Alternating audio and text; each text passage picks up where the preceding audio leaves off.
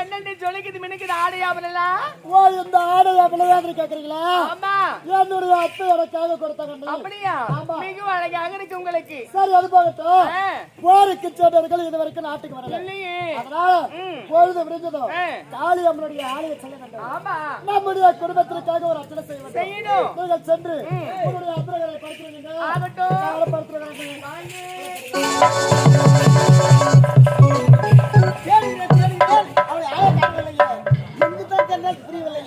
அவளுக்கு வேற திருமணம் வேற முடிந்து விட்டது.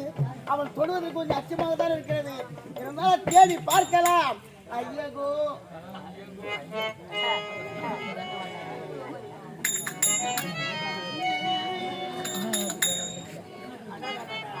உறங்கும் நேரத்தில் கூட தமிழ் பெண்ணே வீரர் வெளிவந்து விளையிலாத மாணிக்கமே பொன்னே அல்லது பூவேன்பேனா அந்த சித்திரமாத்து நிலவே இன்பத்தில் இருப்பிடமே எங்கிருந்த ஓவியமே அன்பின் பிறப்பிடமே ஆடிவரும் ஆமையிலே கண்ணே கனியமுதே கட்டளைக்கு கொண்டவளே பூஜைக்கு வந்தவளே ஆனந்த ராகமே சொர்க்கத்தின் திறப்பு விழா அண்ணக்களே ஏமா யாருக்கு இல்லையே யாரா இருக்கும்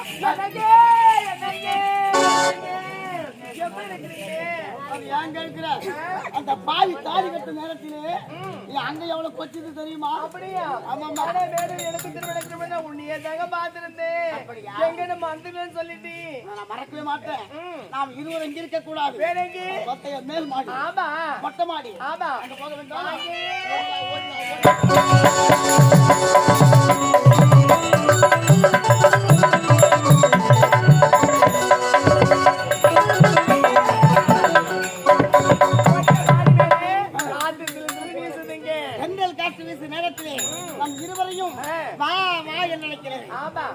சந்தோஷமாக இருக்க வேண்டும். எப்படி தெரியுமா?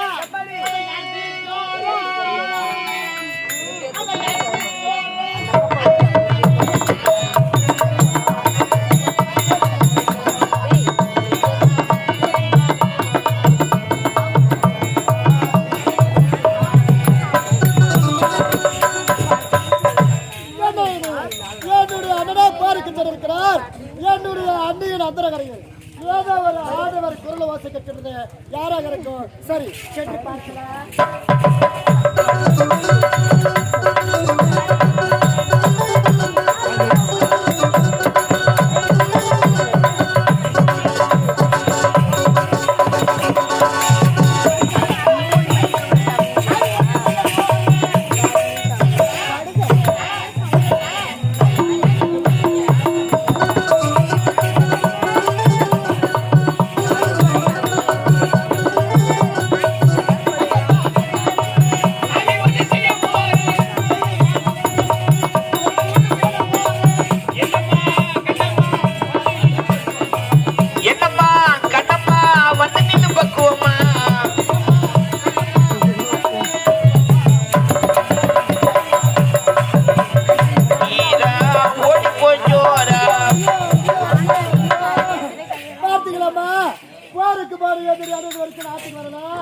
என்னுடைய அண்ணி இந்நாட்டு தளபதியோட உல்லாசமா இருக்கிறாங்களே, என்னுடைய அண்ணனுக்கு துரோகத்தை செய்யறாங்களே, அதை சும்மா விடலாமா?